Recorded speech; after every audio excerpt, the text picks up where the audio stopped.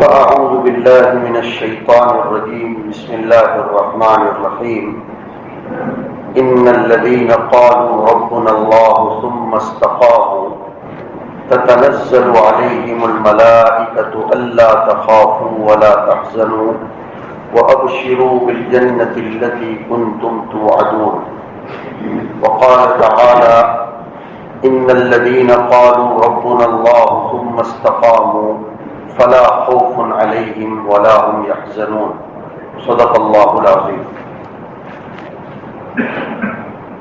معزز مکرم بھائیوں، دوستوں اور بزرگوں، اللہ تبارک و تعالیٰ کی طرف سے ہم سب پر یہ انعام اور احسان ہوا کہ اس نے ہمیں اشرف المخلوقات یعنی انسانوں میں سے بنا کر پیدا فرمایا۔ ہمارا کوئی حق نہیں تھا کہ ہم انسانوں کی نسل میں اور انسانوں کی جنس میں سے پیدا ہوتے ہیں۔ ہم نے اللہ رب العزت سے یا اللہ رب العزت نے ہم سے کوئی ٹھیکہ لے کر نہیں رکھا تھا کہ ہم کو انسانوں کے گھر میں انسان بنا کر پیدا کرنا، یہ اس کا فضل ہے۔ اور فضل کا لفظ ہم بار بار سنتے رہتے ہیں، لیکن علماء کرام نے لکھا ہے کہ فضل کے معنی پر بھی اور فضل کے مفہوم پر بھی توجہ دینی چاہیے کہ عربی زبان میں فضل کسے کہتے ہیں۔ سنتے تو رہتے ہیں ھذا من فضل ربی، لوگ اپنے گھروں پر بھی لکھتے ہیں کہ ھذا من فضل ربی۔ بزرگوں نے لکھا ہے کہ فضل اس انعام کو، اس نعمت کو، اس عنایت کو اور اس تحفے کو کہتے ہیں جو حق کے بغیر، استحقاق کے بغیر دینے والا اپنی مرضی سے خوش ہو کر کسی کو دے دے، اس کو فضل کہتے ہیں۔ ایک بات۔ دوسری بات، فضل یہ خارجی نعمتوں کو بھی کہتے ہیں۔ نعمت کی دو قسمیں ہیں، ایک داخلی نعمت، اس کو رحمت کہتے ہیں، اور جو خارجی نعمتیں ہیں ان کو فضل کہتے ہیں۔ اس کا فرق سمجھیے کہ جب ہم مسجد کے اندر آتے ہیں تو صرف ایک لفظ پڑھتے ہیں کہ اللہم افتح لی ابواب رحمتی، لیکن جب نکلتے ہیں تو دو لفظ مانتے ہیں کہ اللہم انی اسألوک من فضلک و رحمتک۔ اندر آتے وقت صرف رحمت، اور باہر نکلے تو فضل اور رحمت دونوں۔ فرق ہے۔ حضور اکرم صلی اللہ علیہ وسلم کی دعاؤں میں غور کرنا چاہیے۔ اس کو صرف بلا سوچے سمجھے پڑھنا بہت بڑا ثواب ہے، لیکن اس میں اگر غور و فکر کر لیا جائے تو ہمارا عقیدہ ہے کہ نبی کی زبان سے جو بھی کلمہ یا جو بھی لفظ نکلتا تھا وہ اللہ کی طرف سے ہوتا تھا۔ وَمَا يَنطِقُ عَنِ الْهَوَىٰ إِنْ هُوَ إِلَّا وَحْيٌ يُوحَىٰ۔ حضور اکرم صلی اللہ علیہ وسلم کی جب آپس کی گفتگو، کسی کے ساتھ کی بات چیت یہ وحی ہوتی تھی تو دعائیں تو بدرجہ اولا وحی ہوں گی۔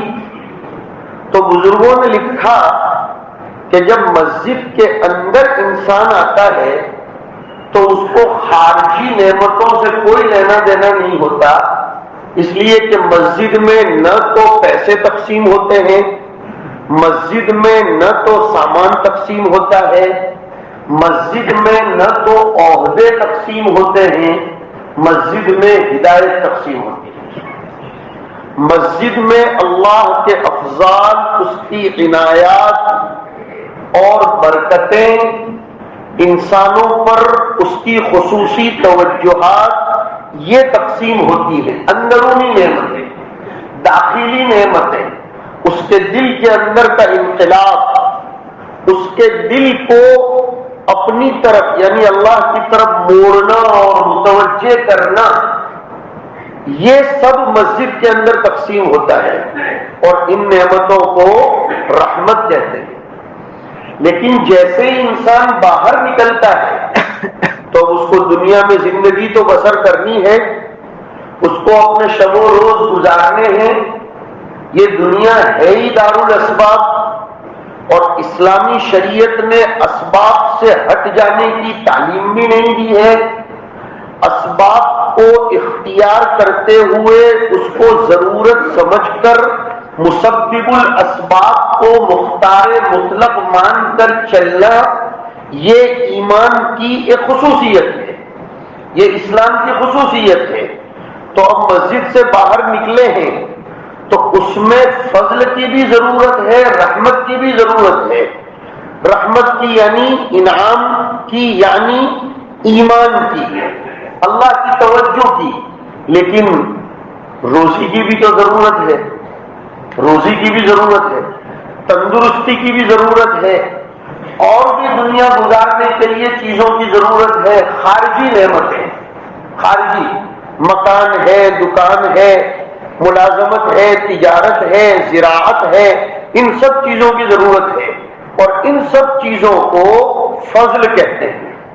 اس لیے مسجد سے باہر نکلتے ہوئے یہ دو چیزیں مانگی جاتی ہیں: فضل اور رحمت۔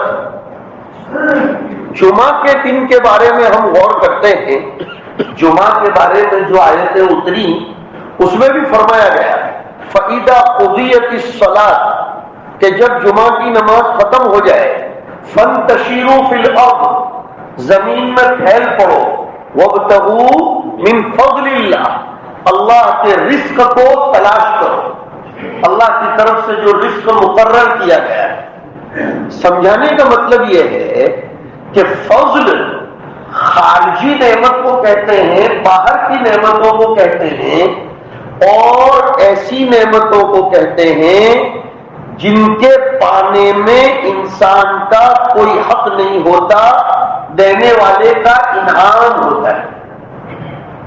اللہ نے اپنے فضل کے نتیجے میں، اپنے انعام کے نتیجے میں ہمارے استحقاق کے بغیر ہم لوگوں کو دنیا میں انسان بنا کر پیدا فرمایا، یہ اس کا فضل ہوا۔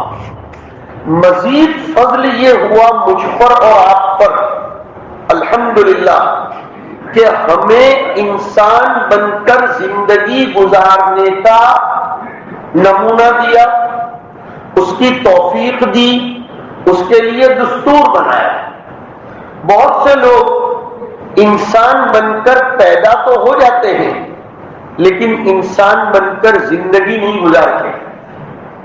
انسان کے گھر میں پیدا ہو گئے، ان کا نام انسان کی فہرست میں آ گیا، لیکن قرآن کریم 19ویں پارے میں فرماتا ہے کہ اَرَأَيْتَ مَنِ اتَّخَذَ إِلَٰهَهُ هَوَاهُ کہ اے میرے پڑھنے والے، قرآن شریف کے پڑھنے والے، تو نے کبھی غور کیا کہ جنہوں نے اپنا معبود اپنی نفسانی خواہشات کو بنا لیا ہے؟ اس آیت پر غور کیجئے کہ لوگوں نے معبود صرف مورتیوں کو ہی نہیں بنایا تھا، لوگوں نے معبود صرف بتوں کو اور پتھروں کو ہی نہیں بنایا تھا، بلکہ اللہ فرماتے ہیں کہ بہت سے لوگوں نے معبود اپنی نفسانی خواہشات کو بھی بنایا تھا۔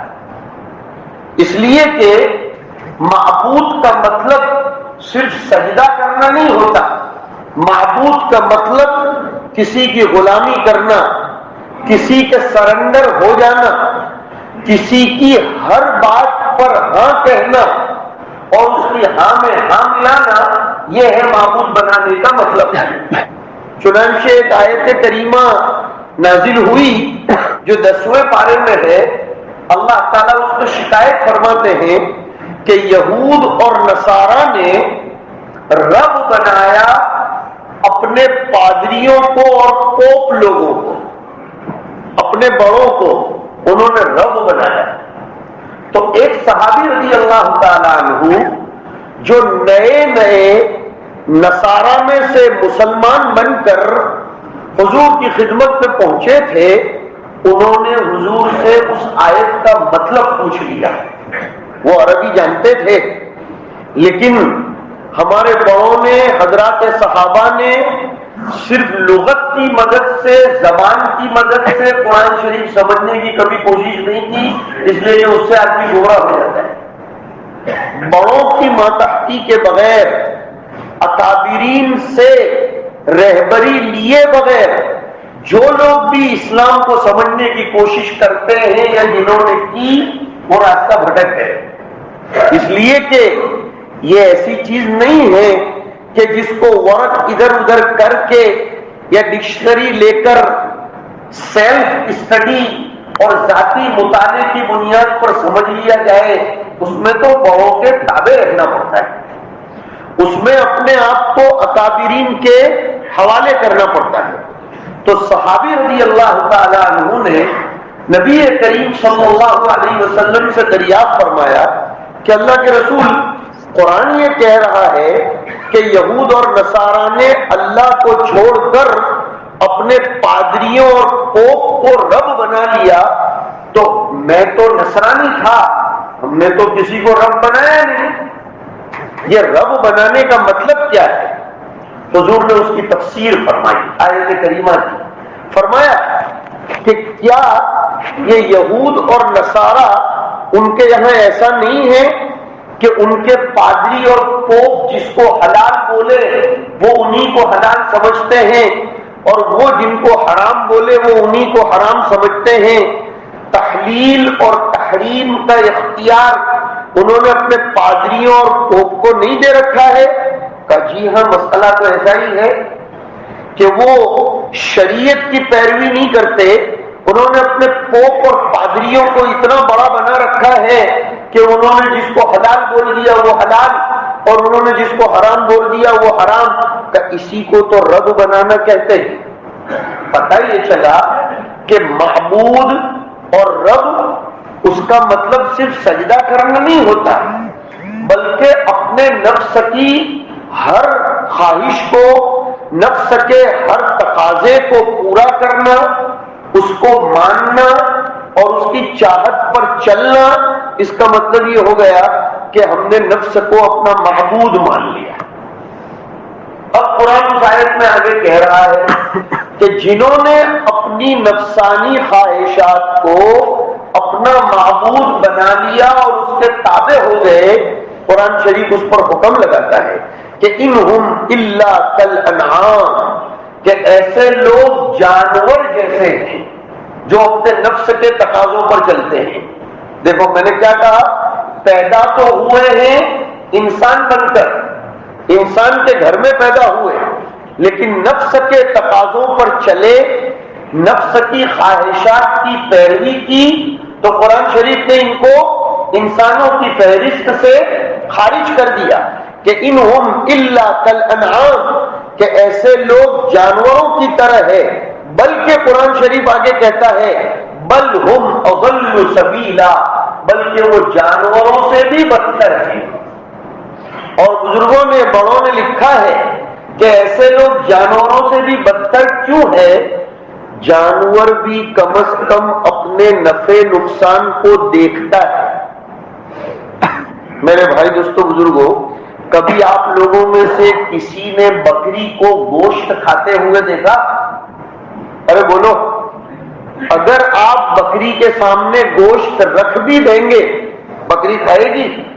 آپ اس کو پٹا سمجھا کر قریب کر کے بھی کھلائیں گے وہ کھائے گی؟ نہیں۔ اور کبھی کتے کو گھاس کھاتے ہوئے دیکھا؟ نہیں۔ بلکہ میں نے اور آپ نے اچھی طرح دیکھا ہے، بات کو سمجھو، کہ کتے کو بھی جب کوئی چیز کھانے کے لیے دی یا ڈالی جاتی ہے تو وہ پہلے سونگتا ہے، سونگتا ہے کہ نہیں؟ حضرت حکیم الاسلام مولانا قاری محمد طیب صاحب رحمۃ اللہ علیہ جو دارالعلوم دیوبند کے 55 سال تک تک محتمم رہے، اور حضرت مولانا قاسم نانوتوی رحمۃ اللہ علیہ کے وہ پوتے ہوتے ہیں، انہوں نے ایک واقعہ لکھا ہے یہ بات سمجھانے کے لیے کہ بجنور ایک شہر ہے یو پی میں، بجنور، وہاں ایک مرتبہ بندروں نے بہت زیادہ حملے شروع کر دیے، بندروں کی بہتات ہو گئی، جیسے اپنے یہاں مچھروں کی بہتات ہو جاتی ہے، تو وہاں بندروں کی بہتات ہو گئی، ہر طرف بندر ہی بندر، لوگوں کے گھر کی چھتوں پر بندر اور کھڑکیوں پر بھی بندر آ کر بیٹھتے تھے، چاروں طرف بندر پھیل گئے۔ تو کچھ بڈھوں نے سوچا کہ اب ان سے چھٹکارا پانے کے لیے کیا کیا جائے، بندروں سے چھٹکارا پانے کے لیے کیا کیا جائے؟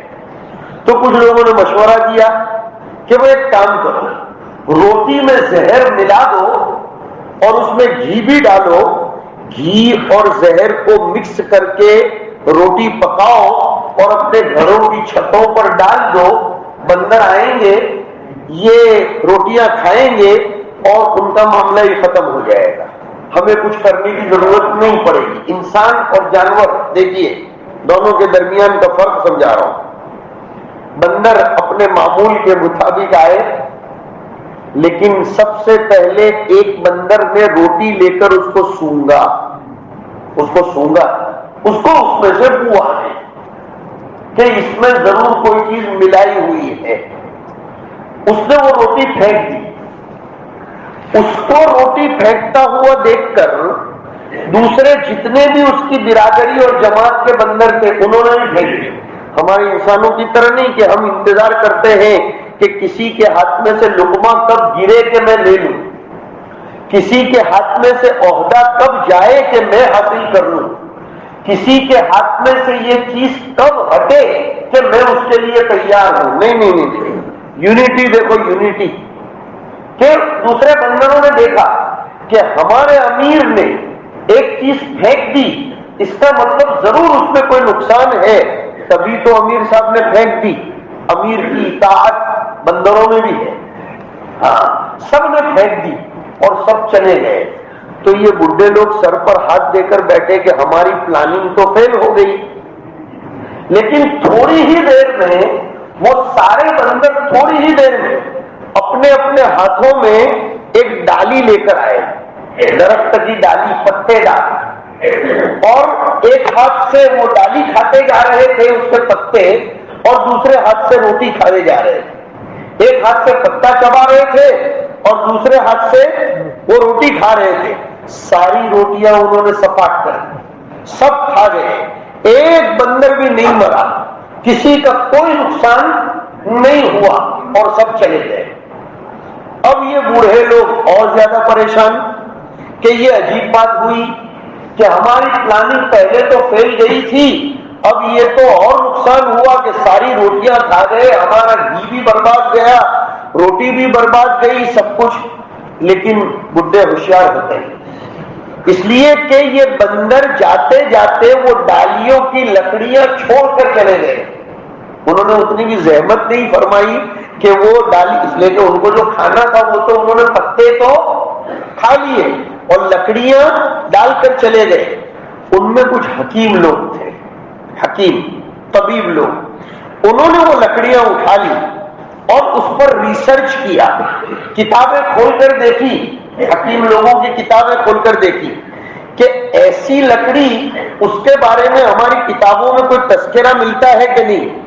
چنانچہ اسی جیسی تصویر کی لکڑی کتاب میں مل گئی اور اس میں لکھا ہوا تھا کہ اس قسم کے درخت میں زہر کو ختم کرنے کی صلاحیت ہے، اس قسم کے درخت میں زہر کو نابود کرنے کی اور زہر کو فیل کرنے کی اللہ نے تاثیر رکھی ہے۔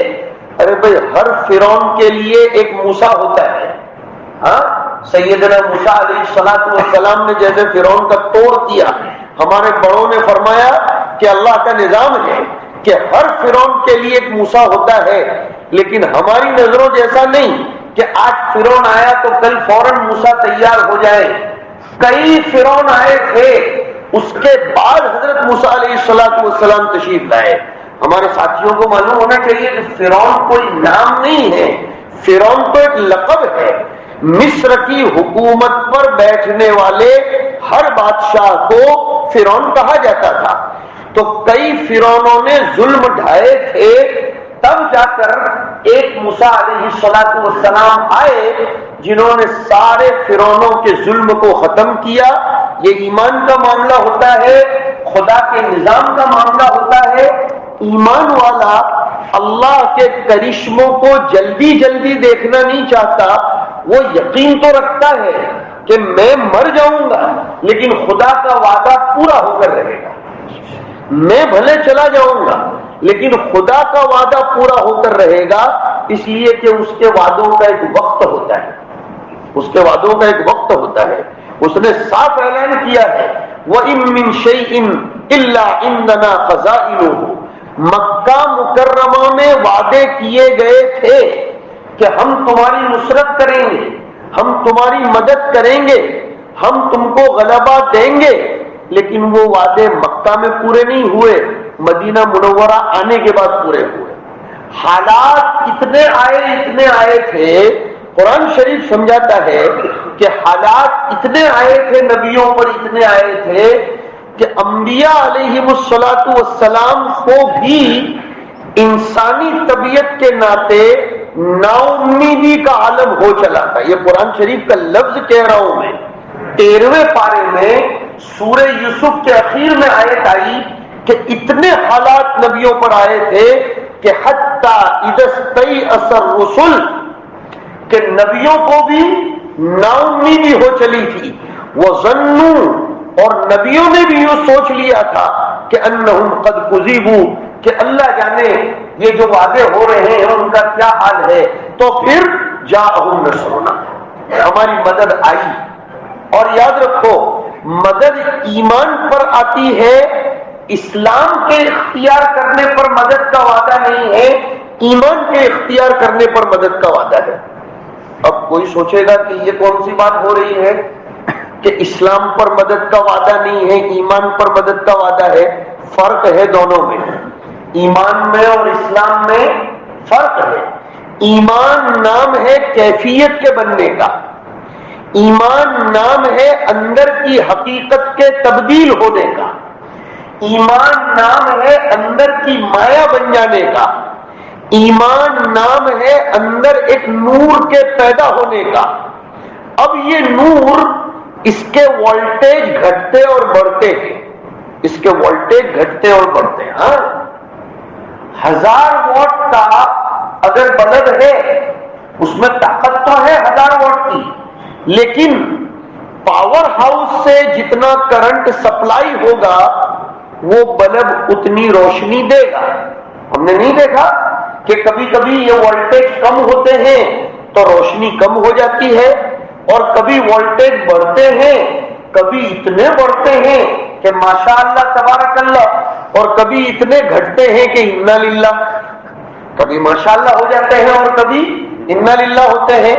قرآن شریف کہتا ہے کہ ایمان کا نور جب اندر آ جاتا ہے اور ساتھ میں اعمال کا وولٹیج آتا ہے اور اعمال اس کے ساتھ لگتے ہیں تو پھر روشنی بڑھتی ہے۔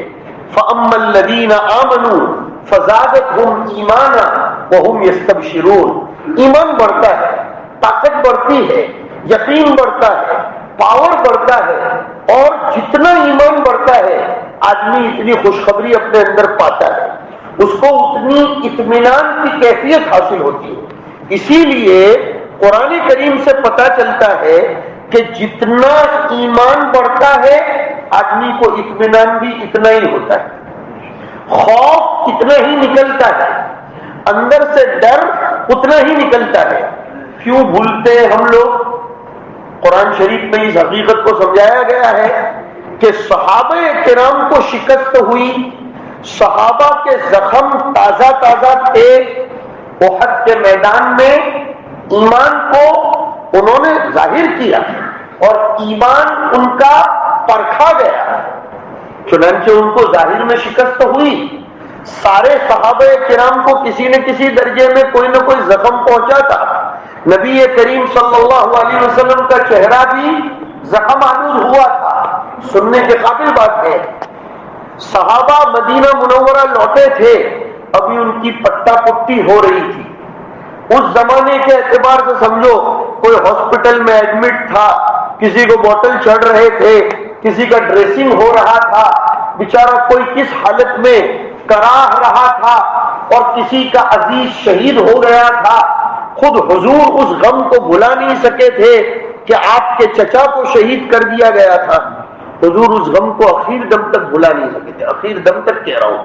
ایک حدیث شریف میں آتا ہے کہ آپ کے چچا کے کلیجے کو چبایا تھا، اور یہ حرکت جس نے کی تھی، بھلے اللہ نے بعد میں اس کو اسلام کی دولت سے نواز کر صحابی بنا دیا تھا، لیکن حضور اس صحابی جن کا نام آتا ہے وحشی رضی اللہ تعالیٰ عنہ، ان کو فرمایا کرتے تھے کہ تم میرے سامنے مت آیا کرو، تم میرے سامنے بیٹھتے ہو تو میری آنکھوں میں میرے چچا کا خون اترتا ہے، میرے چچا کی یاد آتی ہے.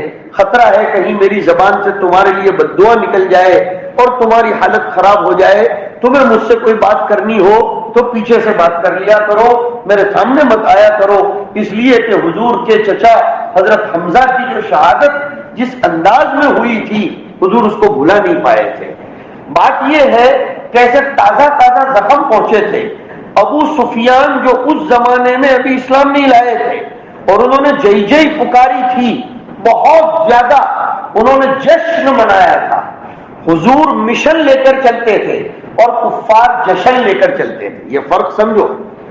اسلام میں مشن سے بحث کی جاتی ہے، جشن سے نہیں.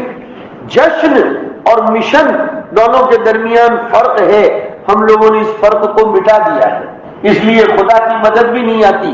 ہم نے جشن نکالنا شروع کر دیے، ہاں ہم مشن کو بھول گئے.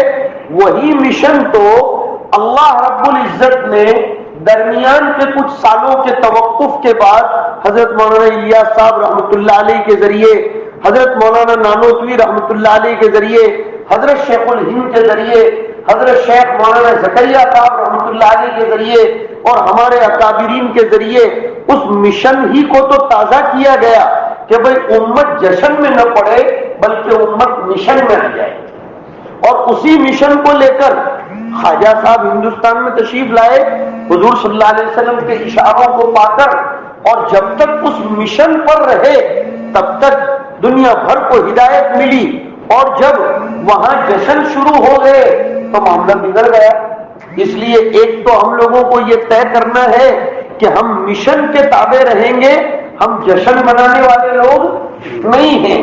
لیکن ابو سفیان نے جشن منایا. یہ بات سمجھو گے تو ابھی جو کچھ ہو رہا ہے وہ کچھ نیا نہیں لگے گا.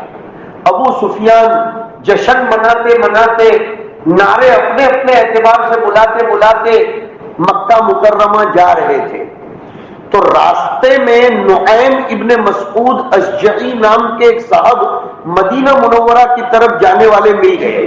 ابو سفیان نے ان کو روکا اور کہا کہ تم مدینہ جا رہے ہو نا، مدینہ جا کر یہ خبر پھیلانا، مدینہ جا کر یہ شہرت دینا کہ ابھی تو کچھ بھی نہیں ہوا ہے، وہ حج میں جو ہوا وہ کچھ بھی نہیں ہوا ہے.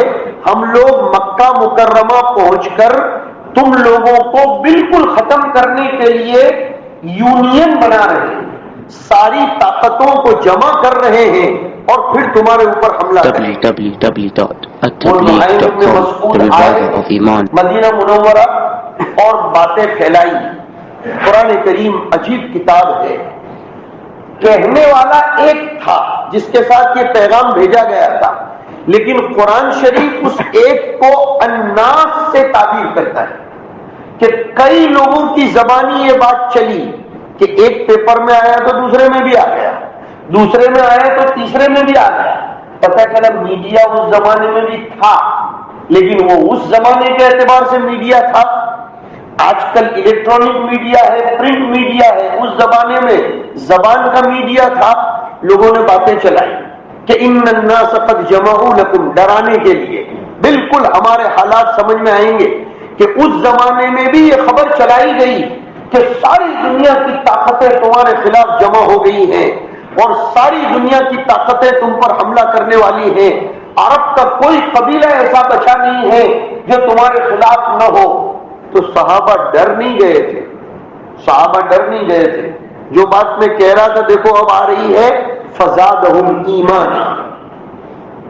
صحابہ تو اس قسم کی خبروں کو سن کر اور زیادہ مومن بن گئے اور ان کا ایمان بڑھ گیا، اور آپس میں کہنے لگے ایسے ہی موقعوں پر تو خدا کی مدد دیکھنے کو ملتی ہے، ایسے ہی موقعوں پر تو خدا سمجھ میں آتا ہے، ایسے ہی موقعوں پر تو اللہ رب العزت کی طاقت، اس کا پاور، اس کی قوت، اس کا نظام سمجھ میں آتا ہے.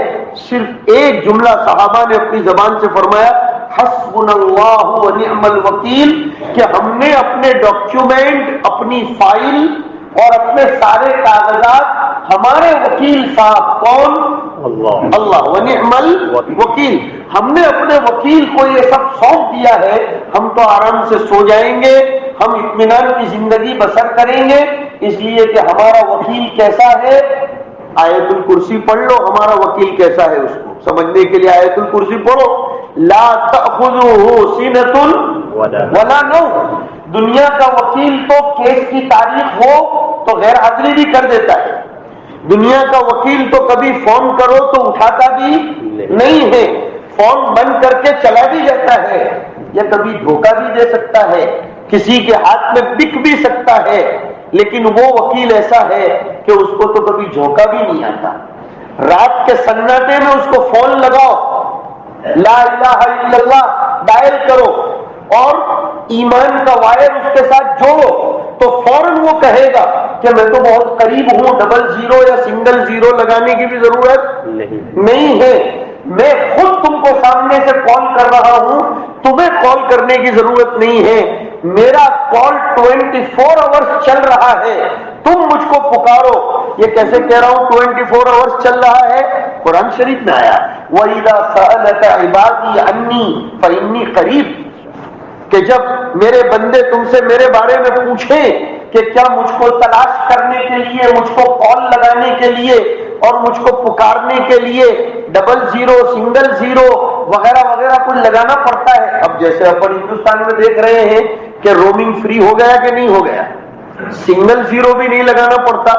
پورے ہندوستان میں آپ بغیر زیرو کے بات کر لیجئے اور ایک ہی سیم ہر جگہ چلتی ہے. جب دنیا کا یہ نظام ہے، حق تعالی شانہ تو اتنے قریب ہیں، اتنے قریب ہیں.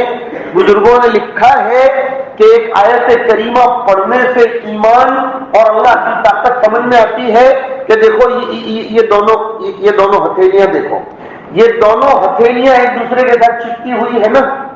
اور حضرت تھانوی رحمۃ اللہ علیہ نے مثال بڑی پیاری دی ہے کہ کاغذ کو کاغذ سے چپکانے کے لیے کیا استعمال کیا جاتا ہے؟ بولو.